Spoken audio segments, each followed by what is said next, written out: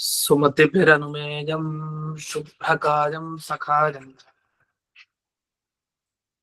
सुखमजमनपायं मुक्त्युपायं विमायं ग्रहजमहममेजं ध्येयमम्नाजगेयं सदजमसदजेयं श्रीसहायं भजेयं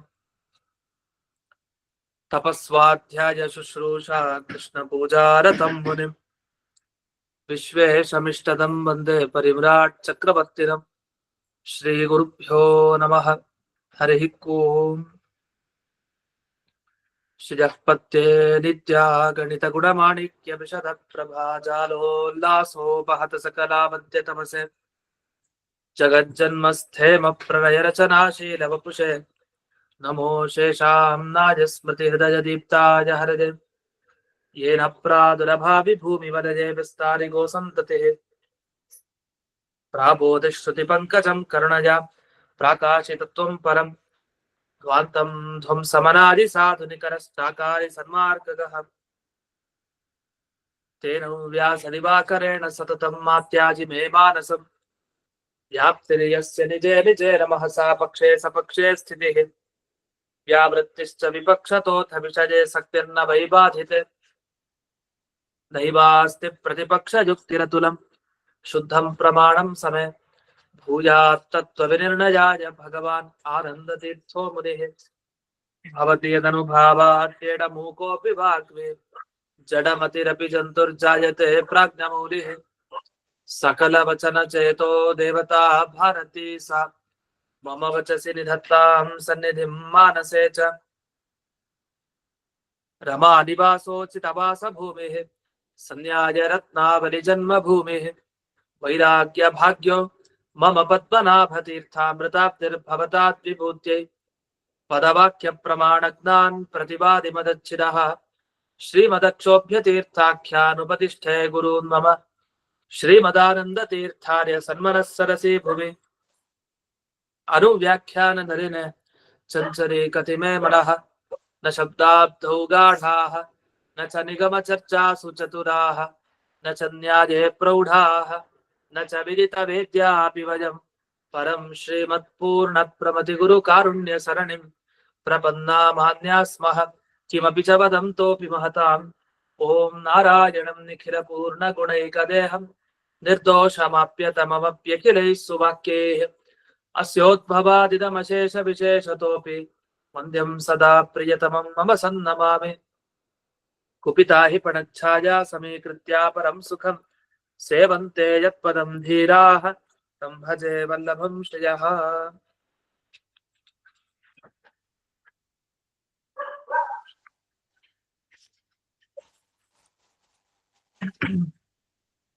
ಈಗ 86ನೇಯ ಸುಧಾಮೂಲ ಅತ್ರ ಉಚ್ಯತೆ ಅಂತ ಪ್ರಾರಂಭ ಆಗುತ್ತೆ. ಇಷ್ಟವರೆಗೆ ಅವರ ಮತ ಏನು ಅಂತ ತಿಳಿಸಿದ್ರು. ಇದಾದ್ಮೇಲೆ ಈಗ ನಮ್ಮ ಮತದ ಪ್ರಕಾರ ಏನು ಉತ್ತರ ಈ ಎಲ್ಲ ಪ್ರಶ್ನೆಗಳಿಗೆ ಅನ್ನೋದನ್ನ ತಿಳಿಸ್ತಾರೆ. ಮೊದಲಿಗೆ ಒಂದು ಪ್ರಶ್ನೆ ಬಂತು, ಅದಕ್ಕೆ ಈ ಉತ್ತರ ಅಂತ ಹೇಳಿ ಆ ಪ್ರಶ್ನೆಯನ್ನ ಹಿಂದಕ್ಕೆ ಏನ್ ಹೇಳಿದ್ರು ಹಾಗಿತ್ತು, ಹೀಗೇನು ಅವರ ಗ್ರಂಥದಲ್ಲಿ ಇದೆ ಅಂತ ಹೇಳಿ ಅನುವಾದ ಮಾಡಿ ಅದನ್ನ ಖಂಡನೆ ಮಾಡ್ತಾರೆ. ಅದರ ಬಗ್ಗೆ ವಿಷಯ ಪ್ರಸ್ತಾವ ಮಾಡಿ, ಪ್ರಶ್ನೆನೇ ಗೊತ್ತಿಲ್ಲ ಅಂದ್ರೆ ಮರ್ತು ಹೋಗ್ಬಿಟ್ರೆ ಮತ್ತೆ ಉತ್ತರ ಹೇಗೆ ಗೊತ್ತಾಗುತ್ತೆ. ಅದಕ್ಕೆ ಇಷ್ಟೆಲ್ಲ ಹೇಳಿದ್ರು. ಯಾವ ಭಾಗಕ್ಕೆ ಇವ್ರು ಉತ್ತರ ಕೊಡ್ತಾರಲ್ಲ ಆ ಭಾಗವನ್ನ ಮಾತ್ರ ಸ್ವಲ್ಪ ಹೇಳಿ ಅದಕ್ಕೆ ಉತ್ತರ ಕೊಡ್ತಾರೆ ಜಯತೀರ್ಥ. ಆ ಮೊದಲನೇ ವಾಕ್ಯ ಇಲ್ಲಿ ಯತ್ತಾವದುಕ್ತಂ, ಮೊದಲು ಹೇಳಿದ್ರಿ ನೀವು ಏನಂತ, ದಶಮಸ್ತುಮಸಿ ಇತ್ಯಾದಿ ವಾಕ್ಯಾತ್ ಅಪರೋಕ್ಷ ಜ್ಞಾನ ಜನ್ಮ ಉಪಲಬ್ಧಮಿತಿ ತದಸಂಗತಂ. ನೀವು ಶಬ್ದವನ್ನ ಕೇಳಿದಾಗ ಪ್ರತ್ಯಕ್ಷ ಜ್ಞಾನ ಬರುತ್ತೆ ಅಂತ ಹೇಳಿ. ಅಂದ್ರೆ ಯಾರೋ ಒಬ್ಬರ ಬಗ್ಗೆ ನಾವು ಕೇಳಿದ್ವಿ, ರಾಮನ ಬಗ್ಗೆನೋ ಕೃಷ್ಣನ ಬಗ್ಗೆನೋ ಕೇಳಿದ್ವಿ, ಅವನ್ ಹ್ಯಾಗ್ ಮಾಡದಂತೆ ಹೀಗ್ ಮಾಡದಂತೆ ಹಾಗೆ ಹೇಗೆ ಎಲ್ಲ ವರ್ಣಿಸಿದ್ರು. ನಮ್ಗೆ ಅವ್ನ ಕಣ್ಮುಂದೆ ಕಾಣ್ಬೇಕು. ಯಾಕೆ ನೀವು ಹಾಗೆ ಹೇಳಿದ್ದು, ದೇವ್ರು ಹೇಗ್ ಕಾಣ್ತಾನೆ ಅಂದ್ರೆ ದೇವ್ರ ಬಗ್ಗೆ ಕೇಳಿದ್ರೆ ಸಾಕು ದೇವ್ರು ಕಾಣ್ತಾನೆ. ಹಾಗಾದ್ರೆ ಜಗತ್ತಲ್ಲಿ ಯಾರ ಬಗ್ಗೆ ಯಾರು ಹೇಳಿದ್ರು ಅವ್ನ ಕಣ್ಣಿಗೆ ಬೀಳ್ಬೇಕದ ತಕ್ಷಣ. ಆದ್ರೆ ಹಾಗಿಲ್ಲ, ಶಬ್ದ ಕೇಳ್ದಾಗೆಲ್ಲ ಸಾಕ್ಷಾತ್ಕಾರ ಆಗಿದ್ದು ಅಂತಿಲ್ಲ. ಆದ್ರೆ ನೀವ್ ಹೇಳಿದ್ರಿ ದಶಮಹತ್ವಮಸಿ, ಹತ್ತನೆಯವನ್ ನೀನು ಅಂತ ಒಬ್ಬ ಇನ್ನೊಬ್ಬನಿಗೆ ಹೇಳ್ತಾನೆ. ಹತ್ತನೆಯವನ್ ನೀನು ಅಂತ ಕೂಡಲೇ ಹೌದು ನಾನು ಹತ್ತನೆಯವನು ಅಂತ ಅವನಿಗೆ ಸಾಕ್ಷಾತ್ಕಾರ ಆಗುತ್ತೆ. ಹಾಗಾಗಿ ಶಬ್ದದಿಂದಲೂ ಒಬ್ಬನಿಗೆ ಸಾಕ್ಷಾತ್ಕಾರ ಆಗತ್ತೆ ಅನ್ಲಿಕ್ಕೆ ಇದೊಂದು ಉದಾಹರಣೆ ಕೊಟ್ರಿ. ಆದ್ರೆ ಈ ಉದಾಹರಣೆ ಸರಿ ಇಲ್ಲ. ಯಾಕೆ ಈ ಉದಾಹರಣೆ ಸರಿ ಇಲ್ಲ ಅಂದ್ರೆ, ಈ ದಶಮಃ ತ್ವಂ ಅಸಿ ಅದೊಂದು 3 ಶಬ್ದ ಇದೆ. ದಶಮಃ ತ್ವಂ ಅಸಿ. ತ್ವಂ ಅಂದ್ರೆ ನೀನು, ತತ್ವಮಸಿ ಅಂತ ಹೇಳ್ತೀವಲ್ಲ, ತ್ವಂ ತತ್ ತ್ವಂ ಅಸಿ. ಆ ಬ್ರಹ್ಮ ನೀನು ಆಗಿದ್ದೀಯಾ ಅಂತ, ದೇವರೇ ನೀನಾಗಿದ್ದೀಯಾ. ಅಲ್ಲಿ ತ್ವಂ ಅಂದ್ರೆ ನೀನು ಅಂತ ಅರ್ಥ. ನೀನು ಅನ್ನೋದಕ್ಕೆ ತ್ವಂ ಅಂತ ಕರೀತಾರೆ. ದಶಮಃ ಅಂದ್ರೆ 10ನೆಯವನು ಅಂತ ಅರ್ಥ. ತ್ವಂ ಅಸಿ 10ನೆಯವನು ನೀನಾಗಿದ್ದೀಯಾ ಅಂತ ಒಬ್ಬ ಹೇಳ್ದ. ಆಮೇಲೆ ಅವನಿಗೆ ಏನ್ ಜ್ಞಾನ ಬಂತು? ಅಹಂ ದಶಮಃ ಅಸ್ಮಿ. ಅಹಂ ಅಂದ್ರೆ ನಾನು 10ನೆಯವನು ಆಗಿದ್ದೇನೆ. ಅಸ್ಮಿ ಆಗಿದ್ದೇನೆ. ಹಾಗಾದ್ರೆ ದಶಮಃ ತ್ವಂ ಅಸಿ ಅಂತ ಹೇಳಿದಾಗ ದಶಮಃ ಅಹಂ ಅಸ್ಮಿ ಅಂತ ಅವ್ರಿಗೆ ಜ್ಞಾನ ಬಂತು. ಈ 10ನೆಯವನು ನಾನು ಅಂತ ಜ್ಞಾನ ಬಂತಲ್ಲ, ಅದನ್ನ ಅಪರೋಕ್ಷ ಜ್ಞಾನ ಅಂತ ಕರೀತಾರೆ. ಯಾಕೆ ನನ್ನ ಬಗ್ಗೆ ಸಾಕ್ಷಾತ್ಕಾರ ಆಯ್ತಲ್ಲ. ನಾವ್ ಎಷ್ಟನೇವರು 10ನೆಯವರು ನಾವು ನನಗೆ ಸಾಕ್ಷಾತ್ಕಾರ ಆಯ್ತು. ಅದು ನಮ್ಗೆ ಸಾಕ್ಷಾತ್ಕಾರನೇ. ಯಾಕೆ ಅಹಂ ಅಂತ ಬರ್ತಾರೆ. ನನ್ನ ಬಗ್ಗೆ ನಾವು ತಿಳ್ಕೊಳ್ಳೋದು, ಬೇರೆಯವ್ರ ಬಗ್ಗೆ ಅಲ್ಲ. ಇನ್ನೊಬ್ಬರ ಬಗ್ಗೆ ಸಾಕ್ಷಾತ್ಕಾರ ಅಂದ್ರೇನು ಕಣ್ಣಿಂದ ನೋಡು. ಆದ್ರೆ ಇಲ್ಲಿ ಹಾಗಲ್ಲ. ಶಬ್ದದಿಂದ ಅಂದ್ರೆ ಶಬ್ದವನ್ನ ಕೇಳಿದಾಗ ಬಂದಂತಹ ಅಪರೋಕ್ಷ ಜ್ಞಾನ. ಆದ್ರೆ ಇದು ಸರಿ ಇಲ್ಲ ಅಂತ ಖಂಡನೆ ಮಾಡ್ತಾರೆ ಜೈತೀರ್ಥರು. ಯಾಕೆ ಅಂತ ನೋಡೋಣ. ಈಗ ದಶಮಃ ಅಹಂ ಅಸ್ಮಿ ಅಂತ ಕೇಳದವನಿಗೆ ಜ್ಞಾನ ಬಂತಲ್ಲ, ನಾನ್ 10ನೆಯವನು ಅಂತ ಬಂತಲ್ಲ. ನೀನ್ 10ನೆಯವನು ಅಂತ, ಹೌದು ನಾನು 10ನೆಯವನು ಅಂತ ತಿಳ್ಕೊಳ್ತಾನ. ಅಲ್ಲಿ ನೋಡಿ 3 ಅಂಶ ಇದೆ. ದಶಮಃ ಅಹಂ ಅಸ್ಮಿ, ನಾನು. ಅಹಂ ಅಂದ್ರೆ ನಾನು ಅಂತ ಅರ್ಥ. ತ್ವಂ ಅಂದ್ರೆ ನೀನು. ಈಗ ಅಹಂಗ್ ಬರೋಣ. ಅಹಂ ಅಂದ್ರೆ ನಾನು. ನಾನು ದಶಮಃ ಅಸ್ಮಿ 10ನೆಯವನು ಆಗಿದ್ದೇನೆ. ಅಸ್ಮಿ 3 ಶಬ್ದ ಇದೆ. ಆ 3 ಶಬ್ದದಲ್ಲಿ ಅಪರೋಕ್ಷ ಜ್ಞಾನ ಬಂದಿದೆ ಅಂತ ಹೇಳೋದು, ಸಾಕ್ಷಾತ್ಕಾರ ಆಗಿದೆ ಅಂತ ಹೇಳೋ ಶಬ್ದ ಒಂದೇ, ಅಹಂ ಅಂತ ಅಷ್ಟೇ. ನಾನು ಅಂತ ಬರುತ್ತಲ್ಲ ನಮಗ್ ಜ್ಞಾನ, ಅದು ಸಾಕ್ಷಾತ್ಕಾರ ಒಪ್ಕೊಳ್ಳೋಣ. ಅದೇ ನಾನು ದಶಮಃ ಅಸ್ಮಿ 10ನೆಯವನು ಆಗಿದ್ದೇನೆ ಬರ್ತಲ್ಲ, ಆ 10ನೇ ಸಂಖ್ಯೆ ಇದೆಯಲ್ಲ, ಆ ಸಂಖ್ಯೆ ಅದು ಅಪರೋಕ್ಷ ಜ್ಞಾನ ವಿಷಯ ಅಲ್ಲ. ಅಂದ್ರೆ ಆ ಸಂಖ್ಯೆಯ ಅಪರೋಕ್ಷ ಜ್ಞಾನ ಬರ್ತಾ ಇಲ್ಲ. ಅಂದ್ರೆ ಉದಾಹರಣೆಗೆ ನಿಮ್ಗೆ 10 ವಸ್ತು ಮುಂದಕ್ಕಿಟ್ರೆ ನಿಮ್ಗೆ ವಸ್ತು ಕಾಣುತ್ತೆ, ಅದರ ಸಂಖ್ಯೆ ಕಾಣುತ್ತ? ಇಲ್ಲ, ಸಂಖ್ಯೆ ಕಾಣಲ್ಲ. ಯಾಕೆ ಸಂಖ್ಯೆ ಕಾಣಲ್ಲ? 10 ವಸ್ತು ಇದ್ರೆ 10 ಗೊತ್ತಾಗಲ್ವಾ? 10 ಮಾವಿನ ಹಣ್ಣು ಮುಂದೆ ಇಟ್ರೆ 10 ಗೊತ್ತಾಗಲ್ವಾ? 10 ಗೊತ್ತಾಗತ್ತೆ. ಹೇಗ್ ಗೊತ್ತಾಗತ್ತೆ ಅಂತ ವಿಚಾರ ಮಾಡಿ. ಈಗ ಆ ಸಂಖ್ಯೆ ಕಾಣಲ್ಲ ನಮ್ಗೆ. 1 2 3 ಬರದ್ರೆ ಗೊತ್ತಾಗ್ಬೋದು. ಇದನ್ನ 1 ಅಂತಾರೆ, ಇದನ್ನ 2 ಅಂತಾರೆ. ಸರಿ, ವಸ್ತುಗಳೆಲ್ಲ ಒಂದೇ ತರ ತಾನೆ, ಒಂದೊಂದೊಂದು ಪಕ್ಕ ಪಕ್ಕ ಜೋಡಿಸಿದೀವಿ, 10 ಅಂತ ಗೊತ್ತಾಯ್ತು. ಹೇಗ್ ಗೊತ್ತಾಯ್ತು? ಅದನ್ನ ಹೇಳ್ತಾರೆ ಅಪೇಕ್ಷಾ ಬುದ್ಧಿಯುತ್ಪತ್ತೆ ಅಂತ. ಅಪೇಕ್ಷಾ ಬುದ್ಧಿ ಅಂತ ಇರುತ್ತೆ ಶಾಸ್ತ್ರದಲ್ಲಿ.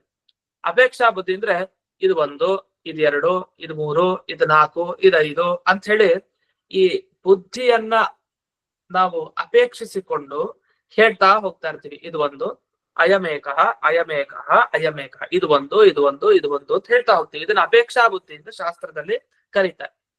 ಈ ಅಪೇಕ್ಷಾ ಬುದ್ಧಿಯಿಂದಲೇ ನಮ್ಗೆ 2 3 4 5 6 ಈ ತರ ಸಂಖ್ಯೆಗಳು ಹುಟ್ಟೋದು. ಈಗ 2 ಪುಸ್ತಕ ಮುಂದಿಟ್ರೆ ಇದೊಂದಾಯ್ತು ಇದೊಂದಾಯ್ತು, 2 ಆಯ್ತು, 2. ಈ 2 ಅನ್ನೋದು ನಮ್ಮ ಬುದ್ಧಿಯಿಂದ ಹುಟ್ಟೋದು. ಹಾಗಾದ್ರೆ 2 ಅನ್ನೋದು ನಮ್ಮ ಬುದ್ಧಿಯಿಂದ ಹುಟ್ಟುದು. ಇದೊಂದು ಇದೊಂದು ಇದೊಂದು 3 ತ್ರಿತ್ವ, ಅದು ಬುದ್ಧಿಯಿಂದ ಹುಟ್ಟೋದು. ಹೀಗೆ ದ್ವಿತ್ವ, ತ್ರಿತ್ವ, ಚತುಷ್ಟ್ವ. ಚತುಷ್ಟ್ವ ಅಂತ ಹೇಳ್ತಾರೆ, ಅದು 4 ಅಂತ ಅರ್ಥ. ಇದೊಂದು ಇದೊಂದು ಇದೊಂದು ಇದೊಂದು ಅಂತ. ಅಪೇಕ್ಷಾ ಬುದ್ಧಿಯಿಂದ 4 ಅಂತ, 4 ಸಂಖ್ಯೆ ಹುಟ್ಟತ್ತೆ. ಹೀಗೆ 5 6 7 8 9 10ವರೆಗೆ. ದಶಮಃ ತ್ವಂ ಅಸಿ, ನೀನ್ 10ನೆಯವನು ಅಂದ್ರೆ ಅವ್ನ್ ದಶಮೋಹಮಸ್ಮಿ ಅಂತ ಜ್ಞಾನ ಬಂತಲ್ಲ, 10ನೇದು ಅಂತ ಜ್ಞಾನ ಬರ್ಬೇಕಲ್ಲ. 10ನೆಯವನು ಅಥವಾ 10ನೇ ಅನ್ನೋ ಸಂಖ್ಯೆ ಇದೆಯಲ್ಲ, ಆ ಸಂಖ್ಯೆ ಜ್ಞಾನ ಬರ್ಬೇಕು ಅಂದ್ರೆ ಅದು ಅಪೇಕ್ಷಾ ಬುದ್ಧಿಯಿಂದ. 10 ಜನ ಇದ್ರು, ಅಲ್ಲಿ 10ನೇವನು ನಾನು ಅಂದ್ರೆ ಇದೊಂದು, ಇವನ್ 1 2 3 4, ನಾನು 10ನೇವನು ಅಂತ ಹೀಗೆ ಜ್ಞಾನ ಬರುತ್ತೆ. ಇಲ್ಲಿ ಏನಂತಂದ್ರೆ ಇವ್ರ ಹೇಳೋ ಆಕ್ಷೇಪ ಏನಂದ್ರೆ ಮಾಡೋದು, ಇದು ಅಪೇಕ್ಷಾ ಬುದ್ಧಿಯಿಂದ ಹುಟ್ಟೋದು. ಇದು ನಮ್ಗೆ ಕಣ್ಣಕ್ ಕಾಣಿಸೋದಲ್ಲ. ಈಗ ನಮ್ಗೆ ಒಬ್ಬ ವ್ಯಕ್ತಿ ನೋಡಿದ್ರೆ ಅವನಲ್ಲಿ ಇವನ್ ಕಪ್ಪೋ ಬಿಳಿಗಿದಾನೋ ಕೆಂಪಗಿದಾನೋ ಅರ್ಧಂಬರ್ದಾನೋ ಗೊತ್ತಾಗತ್ತೆ ನಮ್ಗೆ. ಯಾಕೆ? ಅವನಲ್ಲಿ ರೂಪ ಕಾಣ್ತಾ ಇದೆ ಸ್ಪಷ್ಟವಾಗಿ. ನಮ್ ಕಣ್ಣಿನಿಂದಲೇ ಸನ್ನಿಕರ್ಷ ಆಗಿದೆ. ನಮ್ಮ ಕಣ್ಣು ತನ್ನ ಕಿರಣಗಳನ್ನ ಹೊರಗೆ ಬಿಡ್ತಾ ಇದೆ. ನಿರಂತರ ತೇಜಸ್ಸಾದ್ರಿಂದ, ಸೂರ್ಯನ ತರ ಆದ್ರಿಂದ ನಿರಂತರ ಆ ಕಣ್ಣಿನಿಂದ ಕಿರಣ ಇದು ಹಾದು ಹೋಗ್ತಾ ಇದೆ. ಸೀದಾ ಹೋಗಿ ಆ ಕಿರಣ ಯಾವ ವಸ್ತುವಿಗೆ ಸಂಪರ್ಕ ಪಡೆಯುತ್ತೋ ಆ ವಸ್ತುವಿನ ಜ್ಞಾನ ನಮಗ್ ಬರುತ್ತೆ. ಒಬ್ಬ ವ್ಯಕ್ತಿ ಉದ್ದಕ್ಕಿದಾನೋ, ಕುಳ್ಳಕ್ಕಿದಾನೋ, ದಪ್ಪಗಿದಾನೋ, ಅವನ ಬಣ್ಣ ಯಾವುದು, ಎಲ್ಲದರ ಜೊತೆಗೆ ಸನ್ನಿಕರ್ಷ ಇದೆ. ಅಲ್ಲಿ ಹೋಗಿ ಸೇರತ್ತೆ, ಅದು ಗೊತ್ತಾಗತ್ತೆ. ಆದ್ರೆ ಹೇಗೆ ರೂಪದ ಜ್ಞಾನ, ಒಂದು ಆಕಾರದ ಜ್ಞಾನ ಎಲ್ಲ ಬರುತ್ತೋ ಕಣ್ಣಿನಿಂದ, ಹಾಗೆ ಅದೇ ಕಣ್ಣಿನಿಂದ 1, 2, 3, 4 ಈ ಜ್ಞಾನ ಬರಲ್ಲ. ಅದ್ ಹೇಗ್ ಬರುತ್ತೆ ಅಂದ್ರೆ ಅಪೇಕ್ಷಾ ಬುದ್ಧಿಯಿಂದ. ಮೊದಲು ಒಂದ್ ವಸ್ತು ನೋಡ್ಬಿಡ್ತೀವಿ, ಅದರ ಬಣ್ಣ ಆಕಾರ ಎಲ್ಲ ಗೊತ್ತಾಗ್ಬಿಡತ್ತೆ. ಒಂದ್ ಮಾವಿನ ಹಣ್ಣು ಇಟ್ಟಿದ್ರು, ಮೊದಲು ಮಾವಿನ ಹಣ್ಣು ನೋಡಿದ್ವಿ, ಅದರ ಆಕಾರ ನೋಡಿದ್ವಿ, ಅದರ ಬಣ್ಣ ನೋಡಿದ್ವಿ, ಸರಿ ಇದು ಒಂದು ಮಾವಿನ ಹಣ್ಣು ಒಂದು. ಇನ್ನೊಂದು ಇದೊಂದು ಎರಡನೇದ್ ನೋಡ್ತೀವಿ, ಅದು ಆಕಾರ ನೋಡಿದ್ವಿ, ಬಣ್ಣ ಎಲ್ಲ ಆಯ್ತು. ಹಾಗಾದ್ರೆ ಹಿಂದಿಂದ ಒಂದು ಇದೊಂದು, ಹಾಗಾದ್ರೆ ಏನಾಯ್ತು, ಎರಡಾಯ್ತು. ಅಂದ್ರೆ ಏನಾಯ್ತು, ತಕ್ಷಣನೇ ಜ್ಞಾನ ಬರಲ್ಲ, ಸಂಖ್ಯಾ ಜ್ಞಾನ. ಒಂದ್ ವಸ್ತು ನೋಡಿದ ಕೂಡಲೇ ಈಗ ಒಂದು 10 ರಾಶಿ ರಾಶಿ ಹಾಕಿದ್ದಾರೆ ಅಂತ ಇಟ್ಕೊಳ್ಳಿ, ರಾಶಿ ರಾಶಿ ಹಾಕಿದಾಗ ಎಷ್ಟು ಹಣ್ಣಿದೆ ಮಾವಿನ ಹಣ್ಣು ಗೊತ್ತಾಗಲ್ಲ. ಅದನ್ನ ಒಂದೊಂದೇ ತೆಗೆದು ಎಣಿಸ್ಬೇಕು ಅಪೇಕ್ಷಾ ಬುದ್ಧಿಯಿಂದ. 1, 2, 3, ಒಟ್ಟೇನಾಯ್ತು, ಕೊನೆಗೆ 10 ಆಯ್ತು, ಇಲ್ಲ ಒಟ್ಟ 100 ಆಯ್ತು. ಹಾಗಾದ್ರೆ ಏನಾಯ್ತು, ಪ್ರತ್ಯಕ್ಷಕ್ಕೂ ಸ್ವಲ್ಪ ನಿಧಾನಕ್ಕೆ ಬರುವಂತ ಈ ಸಂಖ್ಯಾಜ್ಞಾನಕ್ಕೂ ವ್ಯತ್ಯಾಸ ಇದೆ. ಪ್ರತ್ಯಕ್ಷ ಅಂದ್ರೆ ಅದಕ್ಕೆ ವಿಳಂಬ ಇಲ್ಲ, ಬೇಗನೆ ಕಣ್ ತೆಗೆದ್ರೆ ಜ್ಞಾನ ಬರುತ್ತೆ. ಹಾಗೆ ಕಣ್ ತೆಗೆದ ಕೂಡ್ಲೆ ಜ್ಞಾನ ಬರೋದು ಯಾವ್ದ್ರದ್ದು, ಒಬ್ಬ ಮನುಷ್ಯನ ಆಕಾರ, ಅವನ ಅಳತೆ, ಅವನ ಉದ್ದ, ಅವನ ರೂಪ, ಅವನ ಅಂಗಾಂಗಗಳು ಯಾವ ಆಕಾರದಲ್ಲಿದೆ, ಇಷ್ಟೆಲ್ಲ ತಕ್ಷಣ ಬರುತ್ತೆ. ಅದಕ್ಕೆ ಯೋಚನೆ ಮಾಡಿ ಸ್ವಲ್ಪ ಗಮನಿಸಿ ನೋಡ್ಬೇಕು ಅಂತಿಲ್ಲ, ಒಂದ್ಸರಿ ಹಿಂಗ್ ಕಣ್ ತೆಗೆದ್ರೆ ಗೊತ್ತಾಗ್ಬಿಡುತ್ತೆ. ಆದ್ರೆ ಸಂಖ್ಯಾಜ್ಞಾನ ಹಾಗಲ್ಲ. 1000 ಜನ ಇದ್ರೆ ಸಂಖ್ಯಾಜ್ಞಾನ ಬರುತ್ತಾ ನಮ್ಗೆ? 1000 ಜನ ನಮ್ ಮುಂದಿರ್ತಾರೆ, ಮಠದಲ್ಲಿ 1000 ಜನ ಎಷ್ಟೋ ಜನ ಇರ್ತಾರೆ. ಆ ಎಷ್ಟೋ ಜನ ಜ್ಞಾನ ಎಷ್ಟು ಜನ ಇದ್ದಾರೆ ಹೇಳಿಕ್ ಬರುತ್ತಾ? ಆದ್ರೆ ಪ್ರತಿಯೊಬ್ಬರ ಮುಖ ನೋಡ್ಬೋದು, ತಕ್ಷಣ ಜ್ಞಾನ ಬರ್ಬೋದು ಎಲ್ಲ. ಆದ್ರೆ ತಕ್ಷಣ ಜ್ಞಾನ ಬರ್ದೇನೆ ಅಪೇಕ್ಷಾ ಬುದ್ಧಿ, ಇವನೊಬ್ಬ ಇವನೊಬ್ಬ ಇವನೊಬ್ಬ. ಊಟಕ್ಕೆ ಕೂತಾಗ ಎಷ್ಟ್ ಜನ ಕೂತಿದ್ದಾರೆ ಈ ಸಾಲಿನಲ್ಲಿ, ಎಷ್ಟ್ ಜನ ಇಲ್ಲಿ ಕೂತಿದ್ದಾರೆ, ಒಟ್ಟು ಬರೆಸ್ದವ್ರು ಎಷ್ಟು, ಇಲ್ಲಿ ಕೂತವ್ರು ಎಷ್ಟು, ಜಾಸ್ತಿ ಕೂತಿದ್ದಾರೆ, ಎಣಿಸ್ತಾ ಹೋಗ್ತೀವಲ್ಲ. ಎಣಿಸಿದಾಗ ಅಪೇಕ್ಷಾ ಬುದ್ಧಿಯಿಂದ ಸಂಖ್ಯಾ ಜ್ಞಾನ ಬರುತ್ತೆ ಹೊರತು ಅದು ಪ್ರತ್ಯಕ್ಷದಿಂದ ಬರೋದಲ್ಲ. ಅಂದ್ರೆ ಅದು ವೇಗದಿಂದ ಗೊತ್ತಾಗಲ್ಲ, ಸ್ವಲ್ಪ ನಿಧಾನಕ್ಕೆ ಗೊತ್ತಾಗಲ್ಲ. ಯಾವತ್ತು ನಿಧಾನಕ್ಕೆ ಬರುತ್ತಲ್ಲ ಜ್ಞಾನ, ಯೋಚನೆ ಮಾಡಿ ಮಾಡಿ, ಅದನ್ನ ಪ್ರತ್ಯಕ್ಷದಲ್ಲೇ ಸೇರಿಸಲ್ಲ, ಅದನ್ನ ಸಾಕ್ಷಾತ್ಕಾರ ಅಂತ ಕರೆಯಲ್ಲ. ಯಾಕೆ ವಿಳಂಬದಿಂದ ಬರೋದು.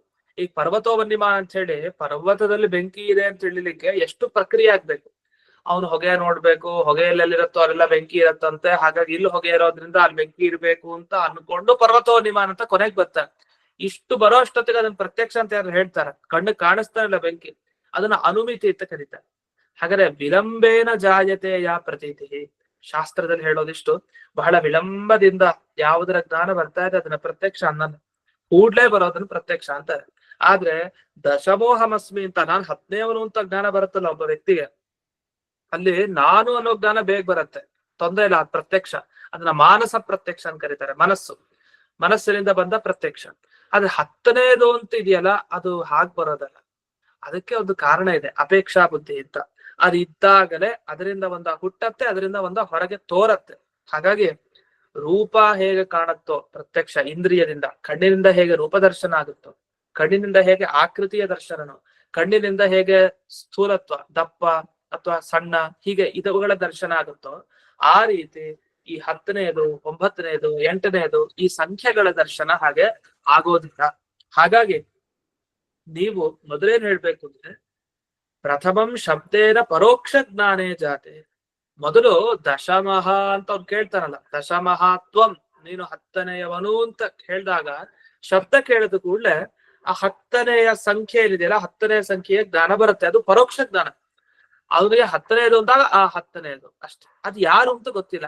ಆಮೇಲೆ ಅಹಂ ಅಂತ ಜ್ಞಾನ, ಯಾಕೆ ದಶಮಃ ಅಂತ ಕೂಡಲೇ 10ನೇದು ಅಂತ ಗೊತ್ತಾಯ್ತು, ಯಾರಪ್ಪ ಅದು, ತ್ವಂ ನೀನು ಅಂದ ಕೂಡಲೇ ನಾನು ಅಂತ ಅವರಿಗೆ ಆಮೇಲೆ ಅಪರೋಕ್ಷ ಜ್ಞಾನ.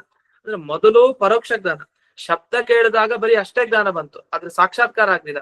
10ನೇದು ಆ 10ನೇದು, ನೀನು ನಾನು ಅಂದ್ರೆ ಅಪರೋಕ್ಷ ಜ್ಞಾನದ ಅಂಶ ಅಹಂ ಮಾತ್ರ. ನನ್ನಲ್ಲಿ 10ನೇ ತನ 10 ಸಂಖ್ಯೆ ಅಂತ ತೋರ್ತಾ ಇದೆಯಲ್ಲ, ಅದು ಅಪರೋಕ್ಷ ಜ್ಞಾನ ಅಲ್ಲ.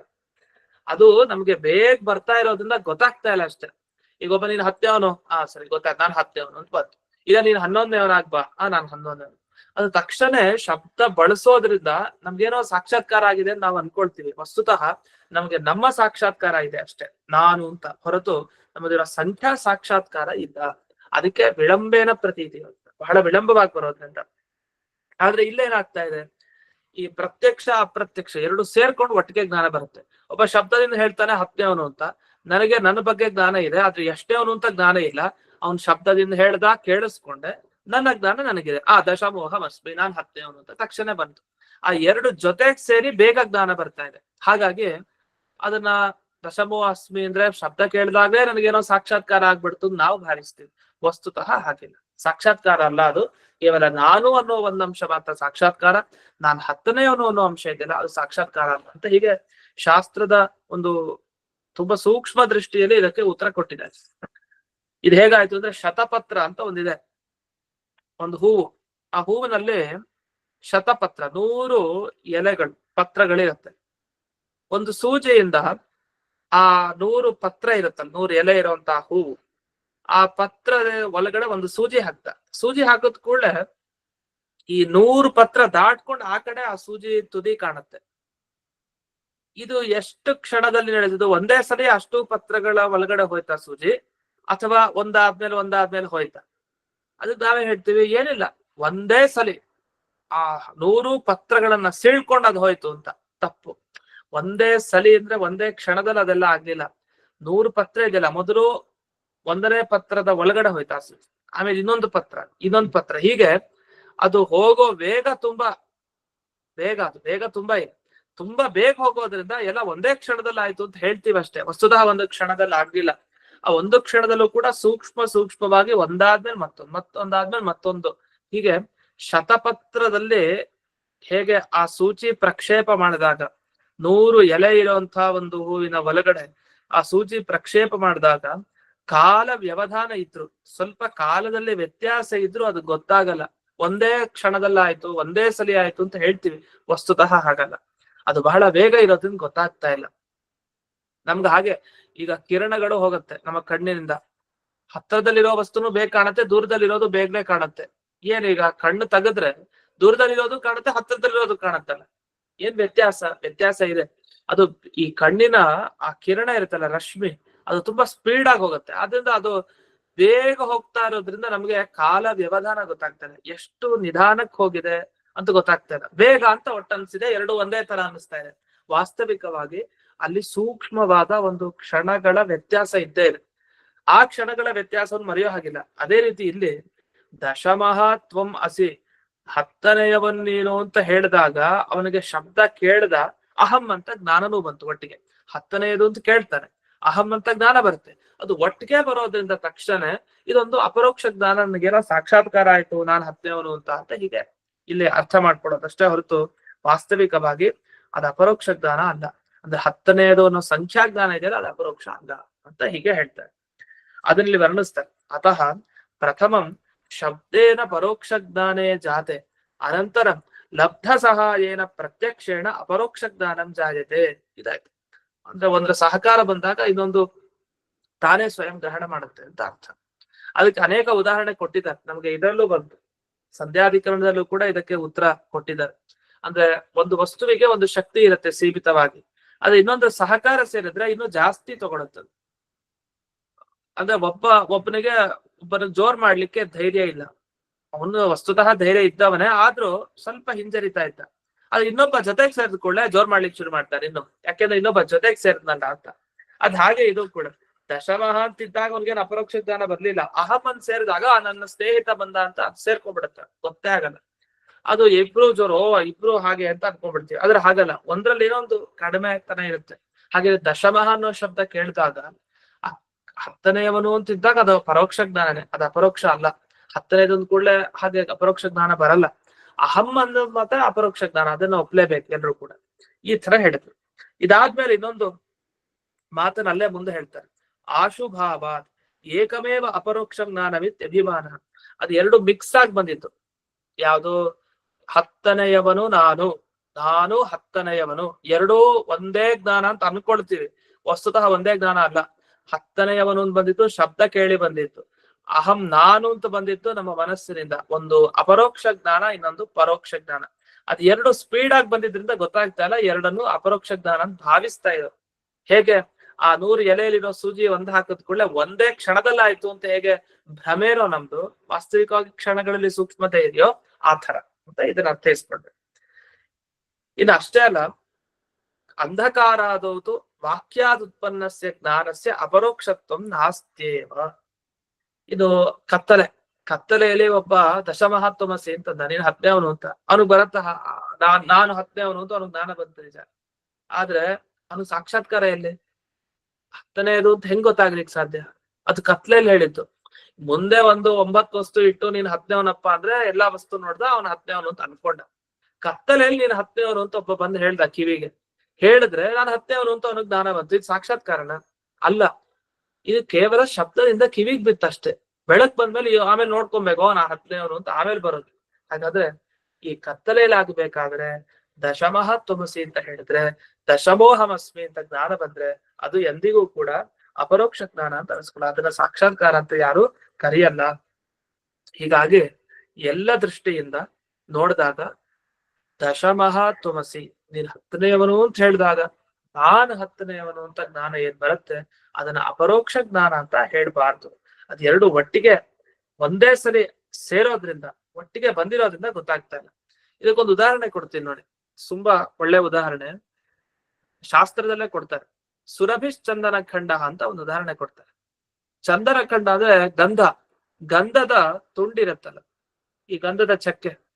ಆ ಗಂಧದ ತುಂಡು ನಮಗೆ ಜ್ಞಾನ ತಂದು ಕೊಡುತ್ತೆ. ಏನ್ ಜ್ಞಾನ ತಂದು ಕೊಡುತ್ತೆ? ಸೌರಭ್ಯ ಜ್ಞಾನ.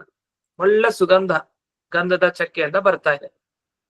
ಈಗ ನಮ್ಮ ಪ್ರಶ್ನೆ ಇಷ್ಟೇ, ಅವನು ಒಂದ್ಸಲಿ ಗಂಧದ ಚಕ್ಕೆನ್ ತಗೊಂಡ, ತೀಡ್ದ, ಅದನ್ನ ಮೂಗ್ ಹತ್ರ ಇಟ್ಕೊಂಡ, ಬೇಡ ಮೂಗ್ ಹತ್ರ ಇಟ್ಕೊಳ್ಳೋದು ಬೇಡ, ದೂರದಿಂದಲೇ ವಾಸನೆನೂ ಬಂತು. ಈಗ ಇನ್ನೊಂದ್ಸಲಿ ಗಂಧ ನೋಡ್ಲಿಕ್ಕೆ ಹೋಗ್ತಾರೆ, ಗಂಧದ ಚಕ್ಕೆಯನ್ನ. ದೂರದಿಂದ ಚಂದನ ಖಂಡ ನೋಡ್ತಾನೆ, ಅಂದ್ರೆ ಗಂಧದ ತುಂಡನ್ನು ನೋಡ್ತಾನೆ. ನೋಡಿದ ಕೂಡಲೇ ಸುರಭಿಶ್ಚಂದನ ಖಂಡ ಅಂತ ಹೇಳ್ತಾನೆ. ಇದು ಬಹಳ ವಾಸನೆ ಇರೋ ಗಂಧದ ಇದು ತುಂಡಿದು ಅಂತ. ವಸ್ತುತಃ ಅವ್ನು ದೂರದಲ್ಲಿ ಹೇಳ್ತಾ ಇದ್ದಾನೆ. ಮೊದಲನೇ ಸಲ ಹತ್ರಕ್ಕೆ ಇಟ್ಕೊಂಡು ಮೂಸ್ ನೋಡಿ ಹೇಳಿದ್ದ ಸುರಭಿಶ್ಚಂದನ ಖಂಡ ಇದು ಅಂತ. ಆದ್ರೆ ಇನ್ನೊಮ್ಮೆ ಅದೇ ನೋಡಿದಾಗ ಬರೀ ಚಂದನ ಖಂಡ ನೋಡಿದಷ್ಟೇ, ಕಣ್ಣಿಂದ ನೋಡ್ತಾನಷ್ಟೇ ಅವನು. ಆದ್ರೆ ಅವನಿಗೆ ಜ್ಞಾನ ಬರೋದು ಇದು ಸುಗಂಧ ಭರಿತವಾದದ್ದು ಇದು ಅಂತ ಜ್ಞಾನ ಬರುತ್ತೆ. ದುರ್ಗಂಧ ಅಲ್ಲ, ಸುಗಂಧ ಇರೋದು ಇದ್ರಲ್ಲಿ ಅಂತ. ವಸ್ತುತ ಮೂಗಿನಿಂದ ಅವನೇನು ವಾಸನೆ ನೋಡಿಲ್ಲ ಎರಡನೇ ಟೈಮ್ ನಲ್ಲಿ. ಮೊದಲನೇ ಸಲ ಮಾತ್ರ ಅನುಭವಿಸಿದ್ದಷ್ಟೇ. ಅಂದ್ರೆ ಏನರ್ಥ? ಎರಡನೇ ಬಾರಿ ಸುರಭಿಹಿ ಚಂದನ ಖಂಡ ಅಂತ ಬಂದ್ರೆ ಅದು ಕಣ್ಣಿನಿಂದ ಬಂತ ಜ್ಞಾನ. ಕಣ್ಣಿನಿಂದ ಗಂಧದ ಚಕ್ಕೆ ನೋಡ್ಬೋದು, ಕಣ್ಣಿಗೆ ಅಷ್ಟು ಶಕ್ತಿ ಇದೆ. ಕಣ್ಣಿಂದ ವಾಸನೆ ಗೊತ್ತಾಗಲ್ಲ, ಅದು ಎಲ್ರಿಗೂ ಗೊತ್ತು. ಇಂದ್ರಿಯಕ್ಕೆ ಎಷ್ಟು ಶಕ್ತಿ? ಕಣ್ಣಿಗೆ ವಸ್ತುಗಳನ್ನು ತೋರಿಸೋದ್ರಲ್ಲಿ ಶಕ್ತಿ ಹೊರತು ಅಲ್ಲಿ ಯಾವ ರಸ ಇದೆ, ಅದರ ಗಂಧ ಯಾವುದು ಅದನ್ನ ತೋರಿಸ್ಲಿಕ್ಕೆ ಶಕ್ತಿ ಇಲ್ಲ. ಅದು ಮೂಗಿನ ಕೆಲಸ. ಅದೇನಾಯ್ತು, ಮೊದಲು ಘ್ರಾಣೇಂದ್ರಿಯದಿಂದ ಮುಂಚೆ ಗೊತ್ತಿತ್ತು, ಆಮೇಲೆ ಕಣ್ಣಿನಿಂದ ಅವನ್ ವಸ್ತು ನೋಡ್ದ, ಒಟ್ಟಿಗೆ ಸುರಭಿಶ್ಚಂದನ ಖಂಡ ಅಂತ ಜ್ಞಾನ ಬಂತು. ಇದು ಹೇಗ್ ಬರ್ಲಿಕ್ಕೆ ಸಾಧ್ಯ ಅಂತ ಪ್ರಶ್ನೆ ಮಾಡ್ಕೊಂಡು. ಅದಕ್ಕೇನಂದ್ರೆ ಒಂದರ ಜೊತೆಗೆ ಇನ್ನೊಂದ್ರ ಸಹಕಾರ ಸೇರಿದಾಗ ಒಂದೇ ಸಾಕು ಕೆಲಸ ಮಾಡ್ಲಿಕ್ಕೆ. ಕಣ್ಣಿಗೆ ಆ ಸಂಸ್ಕಾರ ಇತ್ತಲ್ಲ, ಅವತ್ತು ನಾನು ನೋಡಿದ್ದೆ, ಮೂಗಿನಿಂದ ಸಂಸ್ಕಾರ ಆಗಿತ್ತು, ಆ ಸಂಸ್ಕಾರ ಇತ್ತು ಏನಂತ, ಇದು ಚಂದನ ಖಂಡ ಯಾವಾಗ್ಲೂ ಸುಗಂಧ ಭರಿತ ಆಗಿರುತ್ತೆ ಅಂತ. ಹಾಗ ಸಂಸ್ಕಾರ ಇದ್ದದ್ರಿಂದ ಕಣ್ಣೇ ಏನ್ ಮಾಡ್ತು, ಅದು ಸುಗಂಧ ಭರಿತವಾಗಿದೆ ಅಂತ ಅದು ತೀರ್ಮಾನ ಅದೇ ಮಾಡ್ಕೊಳ್ತು. ಆ ರೀತಿ ಇಲ್ಲೂ ಕೂಡ ದಶಮಹಾನು ಶಬ್ದದಿಂದಲೇ ಬರೋದು, ಆದ್ರೆ ಅದು ಒಟ್ಟಿಗೆ ಬರೋದ್ರಿಂದ ಗೊತ್ತಾಗ್ತಾ ಇಲ್ಲ. ವಸ್ತುತಃ ಸುರಭಿ ಚಂದನ ಖಂಡ ಅನ್ನೋಲ್ಲಿ ಕಣ್ಣಿನಿಗೆ ಹೇಗ್ ಶಕ್ತಿ ಬರುತ್ತೆ? ಮೂಗಿನಿಂದ ತಾನೇ ಸೌರಭ್ಯ ಜ್ಞಾನ ಬರೋದು. ಅದರಿಂದ ಎರಡು ಬೇರೆ ಬೇರೆ ಪ್ರಮಾಣಗಳಿಂದ, ಒಂದು ಮೂಗಿನಿಂದ ಮತ್ತೊಂದು ಕಣ್ಣಿನಿಂದ, ಎರಡು ಸೇರ್ಕೊಂಡಾಗ ಸುರಭಿಶ್ಚಂದನ ಖಂಡ ಅಂತ ಜ್ಞಾನ ಬರುತ್ತೆ ಯಾವಾಗ್ಲೂ ಒಮ್ಮೆ. ಅದೇ ತರ ದಶಮಃ ಅನ್ನೋದು ಶಬ್ದದಿಂದ ಬರೋ ಜ್ಞಾನ, ಅಹಂ ಅನ್ನೋದು ಮನಸ್ಸ ಅಂದ್ರೆ ಆ ಸಾಕ್ಷಾತ್ಕಾರದಿಂದ ಬರುವಂತಹದ್ದು, ಮನಸ್ಸಿನಿಂದ. ಅದೇ ಎರಡನ್ನು ಸೇರಿಸ್ಕೊಂಡು ಹೇಗೆ ಅಲ್ಲಿ ಸುರಭಿಶ್ಚಂದನ ಖಂಡ ಅಂತ ಒಂದೇ ಜ್ಞಾನ ಆಗತ್ತೋ, ಇಲ್ಲೂ ಒಂದೇ ಜ್ಞಾನ ಆಗಿದೆ ಅಷ್ಟೇ. ವಸ್ತುತಃ ಅಲ್ಲಿ ವ್ಯತ್ಯಾಸ ಇದೆ. ಅದನ್ನ ಇಲ್ಲೇ ಹೇಳಲಿಕ್ಕೆ ಹೊರಟಿದ್ದಾರೆ ಉತ್ತರವನ್ನ. ಇಷ್ಟು ಈ ವಿಷಯಕ್ಕೆ ಉತ್ತರ ಕೊಟ್ಟಿದ್ದಾರೆ. ಇದನ್ನ ಬಿಡಿಸಿದ್ದಾರೆ ಇಲ್ಲೂ ಕೂಡ ಗುರುಬರ್ಥ ದೀಪಿಕಾದಲ್ಲಿ. ನಾವು ಸಾಮಾನ್ಯವಾಗಿ ಇಂತಹ ವಿಷಯಗಳಾಗ್ಲಿ, ಯಾವುದೇ ವಿಷಯ ಆಗ್ಲಿ, ನಾವು ಎಲ್ಲಾ ಟಿಪ್ಪಣಿಗಳನ್ನ ನೋಡ್ತೀವಿ. ಅಂದ್ರೆ ಪರಿಮಳ ಟಿಪ್ಪಣಿ ಮತ್ತೆ ಬೇರೆ ಬೇರೆ ಟಿಪ್ಪಣಿಗಳು.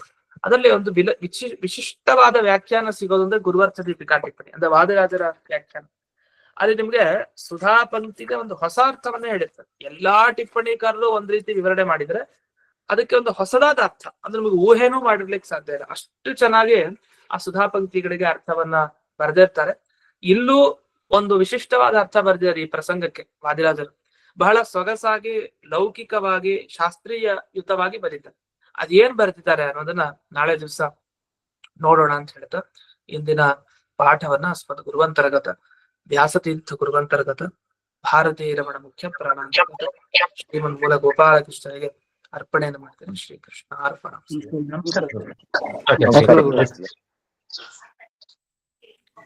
ನಮಸ್ಕಾರ.